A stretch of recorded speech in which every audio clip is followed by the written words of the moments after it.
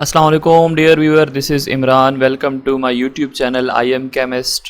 और आज की वीडियो के अंदर हम लोग रिएक्शन काइनेटिक्स के एमसीक्यूज डिस्कस करने वाले हैं। That is from the topic number 7 of your first year chemistry. अगर आप पंजाब पब्लिक सर्विस कमीशन का टेस्ट देना चाह रहे हैं, एफपीएससी का या एमडी कैट के स्टूडेंट्स हैं, तो ये वाली वीडियो जो है आपके लिए बहुत ज़्यादा हेल्पफुल होगी। इससे पहले मैंने आपके साथ एक वीडियो शेयर की थी जिसके अंदर हम लोगों ने 30 एमसीक्यूज डिस्कस किए थे रिएक्शन काइनेटिक्स के, बल्कि रादर 40 एमसीक्यूज हम लोगों ने डिस्कस किए थे। अब ये मेरे पास दूसरी वीडियो है जिसके अंदर हम मज़ीद 50 के एमसीक्यूज जो हैं इसको डिस्कस करेंगे। तो इंशाल्लाह आपके जो कॉन्सेप्ट्स हैं वो सारे के सारे क्लियर हो जाएंगे। और जो मेरे पुराने स्टूडेंट्स हैं उनको ये पता है कि मेरा ये तरीका नहीं है कि मैं आपको जस्ट करेक्ट ऑप्शंस मार्क करवा देता हूँ, मैं आपके साथ एक्सप्लेनेशन शेयर करता हूँ। अब इसके अलावा मेरी 1.5 घंटे की एक वीडियो है, अगर आप वो देखना चाहते हैं इसी रिएक्शन काइनेटिक्स के अबाउट, तो उससे ये होगा कि आपके सारे के सारे चैप्टर जो उसकी रिवीजन हो जाएगी। उसके अंदर सिर्फ एमसीक्यूज़ नहीं है, उसके अंदर मैंने जो है पूरा चैप्टर एक्सप्लेन किया हुआ है कि क्या कौन कौन से ऐसे फैक्टर्स हैं जो रेट को इफेक्ट करते हैं, रेट लॉ क्या होता है, और बहुत सारा कुछ उसके अंदर है। अगर आप वो देखना चाहते हैं या बाकी जो इससे पहले जो 40 एमसीक्यूज़ मैंने शेयर किए थे, अगर वो देखना चाहते हैं तो इस वीडियो की डिस्क्रिप्शन में जाए, वहाँ से आपको उन वीडियोज़ की लिंक्स मिल जाएंगी। और अगर आप कॉन्सेप्ट्स क्लियर करना चाहते हैं तो आप जो मैंने आपको बताया ना कि मैंने वीडियो शेयर की है पूरे चैप्टर की, तो वो आप लाजमी देख लीजिएगा। So let's begin this video. अगर वीडियो अच्छी लगती है तो प्लीज़ लाइक कर दिया करें, क्योंकि अगर मैं आपको फ्री में वीडियोस दे रहा हूँ, यही वीडियोस जब आप एकेडमीज़ में जाते हो तो आपको पता नहीं कितने हज़ारों में पड़ती है। लेकिन अगर मैं आपको फ्री दे रहा हूँ तो आपसे रिक्वेस्ट सिर्फ इतनी है कि वीडियो को लाइक किया करें, क्योंकि अगर आप लाइक करते हो तो यूट्यूब वीडियोज़ प्रमोट करता है, अदरवाइज़ नहीं करता। So let's begin this video. Question number 1, Which one of the following is correct about the following reaction of iron is not 100% pure? देखें, इसमें हमारे पास आयरन रिएक्ट कर रहा है वाटर के साथ in the presence of atmospheric oxygen to form rust. This is rusting of iron. अब rusting of iron की अगर हम बात करते हैं, so this is very slow reaction. क्योंकि देखो, अगर आप लोहा लेकर आते हो, उसको एटमॉस्फेयर में, ओपन एटमॉस्फेयर में रखते हो, तो ऐसा तो नहीं ना कि एक दिन के अंदर रिएक्शन हो जाता है। उसमें क्या होता है कि महीने लग सकते हैं। तो ऑप्शन नंबर सी जो है that is correct, this is very slow reaction. और फास्ट रिएक्शन के अबाउट मैंने आपको न्यूट्रलाइजेशन रिएक्शन बताया था कि आप एसिड को रिएक्ट कर दो बेस के साथ, आप देखोगे कि within a fraction of seconds क्या बनेगा, you will get salt plus water. So this is an example of very fast reaction. लेकिन हमारे पास ये जो रिएक्शन गिवन है, this is rusting of iron, तो rusting of iron is very slow reaction. Number 2, which of the following reaction are usually slow? अब इसमें से मैंने बताना है कि यूजुअली स्लो कौन सी रिएक्शंस होते हैं। We have neutralisation reaction of acid and base, ये बहुत ज़्यादा फास्ट रिएक्शंस होते हैं। Explosive reactions of oxygen and hydrogen, they are also fast reaction. Option number B जो है, this is the right one, organic substitution reaction. हम लोग benzene के अबाउट पढ़ते हैं, हम लोग अल्केन एल्कीन्स के अबाउट पढ़ते हैं, वहाँ पे हम सब्स्टिट्यूशन रिएक्शन पढ़ते हैं। सब्स्टिट्यूशन में क्या होता है कि एक एटम को रिमूव करके उसकी जगह दूसरा एटम जो है वो अटैच कर दिया जाता है किसी भी मॉलिक्यूल में। Now this is substitution reaction. और दूसरा हमारे पास क्या है, organic substitution reaction. Organic compounds जो होते हैं दे हैव कोवेलेंट बॉन्ड, ठीक है। और यहाँ पे हमारे पास होता है क्या है कि रीअरेंजमेंट होती है, जो बॉन्ड होते हैं उनके अंदर रीअरेंजमेंट पॉसिबल होती है। सो इसलिए हमारे पास ये जो रिएक्शंस होते हैं they are very slow in nature. So option number B हमारे पास करेक्ट है। और अगर आप इसकी कोई एग्जांपल लिखना चाहते हैं तो अपने पास एस्टरिफिकेशन, आपको मैंने जो लेक्चर्स थे उसके अंदर आपको मैंने पढ़ाया था कि we have esterification reaction, rather इसको हम फिशर एस्टरिफिकेशन रिएक्शन भी कहते हैं। उसमें क्या होता है कि एसिड जो है वो रिएक्ट कर जाता है, लाइक हमारे पास है एसिटिक एसिड, इसको हम रिएक्ट कर देते हैं एथेनॉल के साथ C2H5OH। इससे हमारे पास क्या बनेगा, we will get the formation of esters, CH3 C2 bond O, यहाँ पे हम इसको लिख लेते हैं CH3। This is formation of ester, that is why this is known as esterification reaction. Now these are organic reactions in nature, hence they are slow. Number 3, for a chemical reaction to occur, the vessel shall be open. Reactant molecules should have less energy than activation energy at a time of collision. Reactant molecule must be properly oriented and energy more than or equal to activation energy. या reacting molecule must not collide with each other. So इसका जो हमारे पास right option बनता है that is option number C, कि जब कभी chemical reaction होगा तो उसमें जो मॉलिक्यूल्स एक दूसरे के साथ रिएक्ट करेंगे वो प्रॉपरली ओरिएंटेशन के साथ रिएक्ट करेंगे। अगर हमारे पास प्रॉपर ओरिएंटेशन नहीं होगी तब क्या होगा कि वो रिएक्शन ईज़िली प्रोसीड नहीं करेगा। इसकी एग्जांपल आपको मैंने यूँ दी थी लेक्चर के अंदर कि अगर ये हमारे पास बैट है, ठीक है, दिस इज़ अ बैट जो क्रिकेटर के पास होता है ना, जिससे क्रिकेट खेली जाती है। अगर एक बॉलर बॉल कराता है और बॉल जो है वो एग्जैक्टली दरमियान में हिट करेगा, तो अब बैट और बॉल के बीच में एक परफेक्ट कोलिजन होगी तो क्या होगा, छक्का लगेगा। लेकिन अगर बॉलर ने बॉल कराई और बैट जो है वो यहाँ पे टच कर गया, ठीक है, बॉल को, तो अब एज निकलेगी और पीछे कीपर उसको पकड़ लेगा, तो इसका मतलब आउट हो जाएगा। ये हमारे पास प्रॉपर ओरिएंटेशन नहीं है।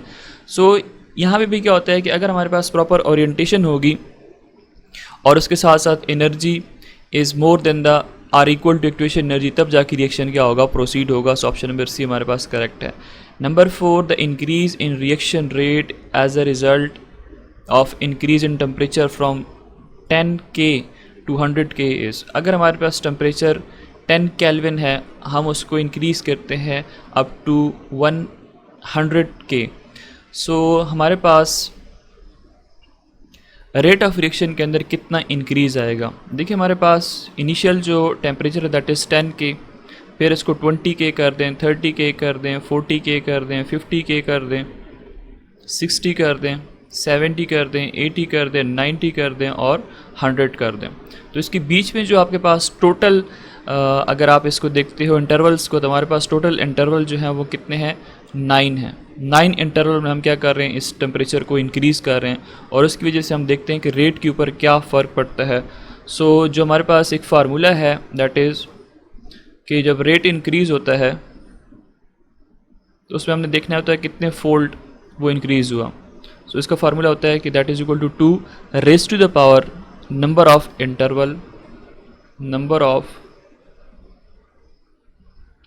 Interval of 10K। तो यहाँ पे जो टोटल इंटरवल है वो कितने हैं, 9 है। सो 2 रेज़ टू द पावर 9, इससे हमारे पास 512 आंसर आएगा। सो option number A is the right one. Number 5, वैसे भी हमें पता है ना कि जो हम टेम्परेचर इंक्रीज़ करते हैं तो उसे जो रेट ऑफ रिएक्शन है वो इंक्रीज़ कर जाता है। By increasing the concentration of reactant the rate of reaction dash, कि अगर हमारे पास रिएक्टेंट की कॉन्सेंट्रेशन आप इंक्रीज़ कर देते हो, हमारे पास होता क्या है कि ए है, इसको हमने कन्वर्ट कर दिया बी के अंदर। Now this A is the reactant और बी हमारे पास क्या है, दिस इज़ द प्रोडक्ट। अब ए की बात कर रहे हैं कि अगर हम इसकी कॉन्सेंट्रेशन को इंक्रीज़ कर देते हैं सो उसकी वजह से रेट के ऊपर क्या इफ़ेक्ट पड़ेगा।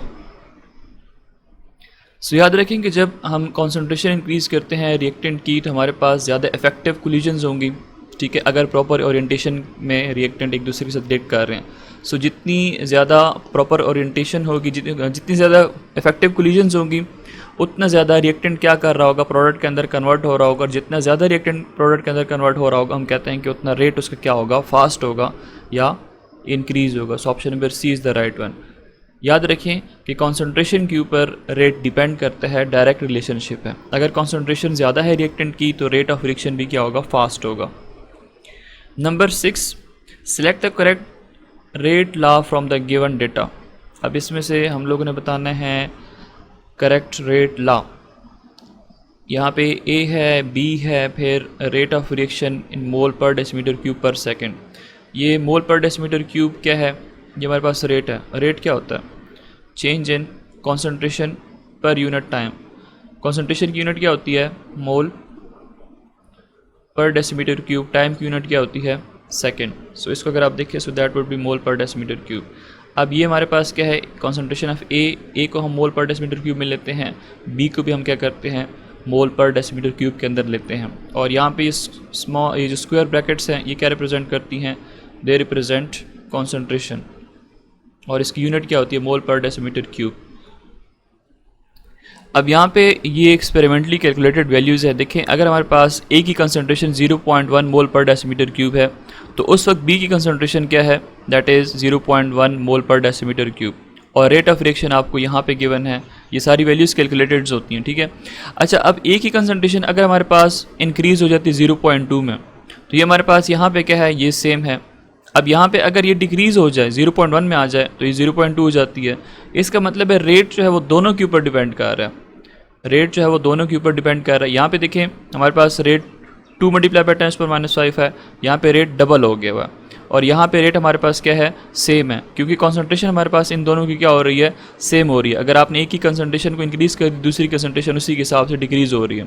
सो जितना ए के अंदर चेंज आ रहा है उतना बी के अंदर भी चेंज आ रहा है। इसी तरह यहाँ पे अगर आप देखो, यहाँ पे कंसंट्रेशन इसकी 0.2 बन गई है, इसकी कंसंट्रेशन 0.2 बन गई है, मतलब इन दोनों की फिर से कांस्टेंट हो गई है, तो रेट जो है वो 2 फोल्ड ज़्यादा हो गया। यहाँ पे 2, फिर 4 और यहाँ पे 8, ठीक है, 2, 4 और ये 8।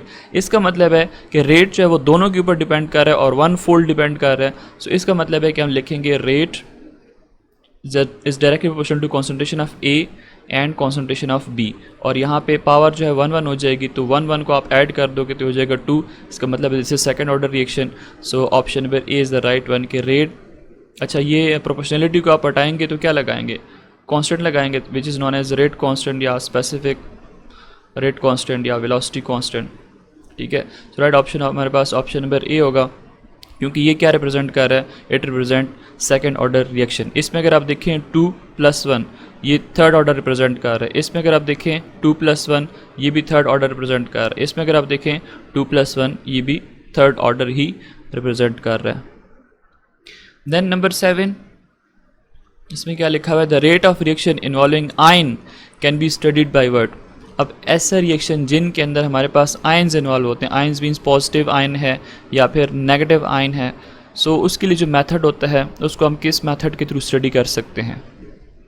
सो for that purpose we use electrical conductivity method. जितने हमारे पास ज़्यादा आयन्स होंगे उतनी ज़्यादा कंडक्टिविटी होगी, more ions more will be conductivity. ये इसमें क्या होता है, वॉल्यूम चेंजेस इन्वॉल्व होती हैं। ऑप्टिकल में क्या होता है, ऑप्टिकल में हम देखते हैं कि कोई रिएक्शन जो है, लाइट प्लेन पोलराइज लाइट आ रही है, कितना जो है उसको कितने एंगल के साथ रोटेट कर रही है। अगर क्लॉकवाइज रोटेट करेगी तो उसको हम क्या कहते हैं, that is known as dextro rotatory, और अगर एंटी क्लॉकवाइज रोटेट करेगा तो उसको हम क्या कहते हैं, laevo rotatory. Number 8, which method for the rate determination is useful for those reaction which involve small volume change in a solution। सो अभी आपको मैंने बता दिया कि वॉल्यूम चेंज में हम लोग कौन सा पढ़ते हैं, dilatometric methods. Option number C is the right one. यहाँ पे क्या होता है, रिफ्रैक्टिव इंडेक्स जिन मॉलिक्यूल का चेंज होता है वो हम इसमें पढ़ते हैं। जैसे अगर आपने ग्लूकोज को चेंज करना है किसी भी अल्कोहल के अंदर, ठीक है, सो वो हम रिफ्रैक्टोमेट्रिक मेथड के अंदर पढ़ते हैं। ऑप्टिकल का बता दिया। स्पेक्ट्रोमेट्रिक कौन सा होता है, इसमें हमारे पास interaction of light with matter study करते हैं। नंबर 9, विच मेथड रेडिएशंस जो है ना वो हम पास करते हैं। हम क्या करते हैं, रेडिएशंस पास करते हैं। आप मेरी वीडियो देख सकते हैं, उसके अंदर मैंने आपको बताया था कि कैसे रेडिएशंस है, उसकी पाथ में आपने क्या कर दिया, इस रिएक्शन मिक्सचर को रख दिया और यहाँ से आपने सोर्स से रेडिएशंस पास की, लाइक इंफ्रारेड रेडिएशंस या आपके पास यूवी रेडिएशंस, अल्ट्रावायलेट रेडिएशन। अब इसमें से आप देखते हो कि कितनी लाइट यहाँ पे एब्जॉर्ब हो गई हुई है। उसके बाद हम बियर लैम्बर्ट लॉ अप्लाई करके यहाँ से फाइंड आउट कर सकते हैं rate of reaction. Number 9, which method for rate determination is applicable to reactions in solutions where there is changes in the refractive indices of the substance taking part in a chemical reaction। so ये मैंने आपको already बता दिया, this is refractive methods। option number B is the right one। number 10, the angle through which plane polarized light is rotated by reacting mixture is measured by what। ये मैंने आपको यहाँ पे लीवो और डेक्स्ट्रो बता दिया। so हमारे पास क्या है, that is optical rotation method। जो सेकेंड ईयर के स्टूडेंट हो उनको पता है कि उन्होंने पढ़ा हुआ है अल्कीन्स में हम लोग पढ़ते हैं ज्योमेट्रिकल आइसोमेरिज्म, और उसके बाद फिर ऑप्टिकल आइसोमेरिज्म पढ़ते हैं। तो ऑप्टिकल आइसोमेरिज्म के अंदर ये फिनोमेना आप लोग पढ़ चुके हुए हो। स्टूडेंट्स, अगर अभी तक की वीडियो आपको अच्छी लगी है तो प्लीज़ वीडियो को लाइक ज़रूर कीजिए। Number 11, the specific rate constant of a chemical reaction is the rate of reaction when the concentration of reactant is unity. अगर आपके पास कॉन्सेंट्रेशन ए है that is equal to concentration B और इसकी value हमारे पास 1 आ जाए, ठीक है, के की वैल्यू हमारे पास क्या हो जाए, 1 आ जाए, so that is known as specific rate constant, या इसको हम वेलोसिटी कांस्टेंट भी कहते हैं। So option number C is the right one. Number 12, the unit of rate constant of second order reaction is. अब आपको मैंने यूनिट्स जो थी वो फाइंड आउट करना सिखाई थी कि हम कैसे यूनिट्स फाइंड आउट कर सकते हैं, फर्स्ट ऑर्डर की, ज़ीरो ऑर्डर की, सेकंड और थर्ड ऑर्डर की। अब यहाँ पे मैं आपको इसकी दोबारा बता देता हूँ। फर्स्ट और सेकंड की फिर आप लोग इसी के थ्रू फाइंड आउट कर सकते हैं। देखें हमारे पास एक इजी मेथड है, concentration K is equal to concentration raised to the power 1 minus n divided by पर unit time.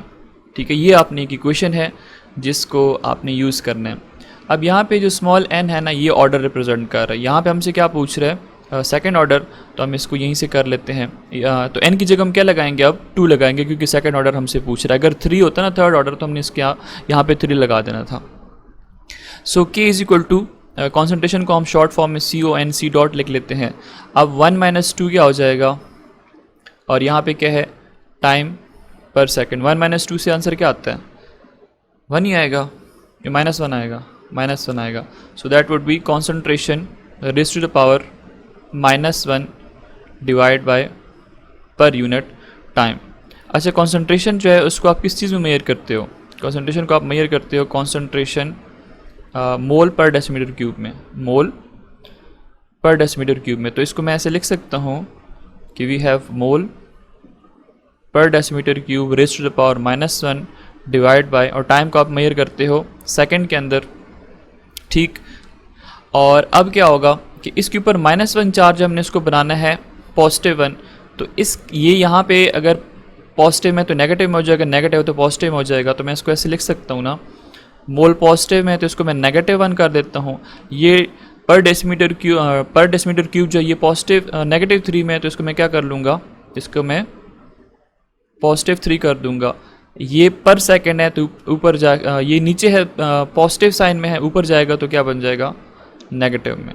So per mole decimetre cube per second is the unit of second order reaction. So यहाँ पे right option कौन सा बनेगा, option number D, this is the right one. So student, ये जो आपके पास formula है ना, आप काइंडली इसको अभी के अभी अपने नोट्स उठा के अप्लाई कर लें ताकि आपको ये पक्का हो जाए, क्योंकि ये ऐसा फार्मूला है जो आपको भूल जाता है। और इसी फार्मूले से आप जो ऑर्डर्स हैं, first order, second order, third order, इनकी यूनिट्स जो हैं फाइंड आउट कर सकते हो। n की जगह पे आपने सिर्फ वो लगाना है। अगर आपको फर्स्ट ऑर्डर कहते हो तो आप यहाँ पे 1 लगाते हो, अगर आपको सेकंड कहता है तो आप यहाँ पे 2 लगाते हो, थर्ड में आप 3 लगाते हो, 0 के अंदर आप 0 ऑर्डर है तो उसमें आप 0 लगाते हो। नेक्स्ट हमारे पास है order of reactions and it's determination. अब ऑर्डर ऑफ रिएक्शन जो है इसको हम इंशाल्लाह नेक्स्ट वीडियो के अंदर कवर कर लेंगे। तो अभी तक के लिए इतना ही, और अगर आपको वीडियो अच्छी लगती है तो लाइक ज़रूर कीजिए और कमेंट के अंदर बता दें कि वीडियो आपको पसंद आई या नहीं, क्योंकि तब जाके मैं आगे आपके साथ शेयर करूँगा। Thanks for watching.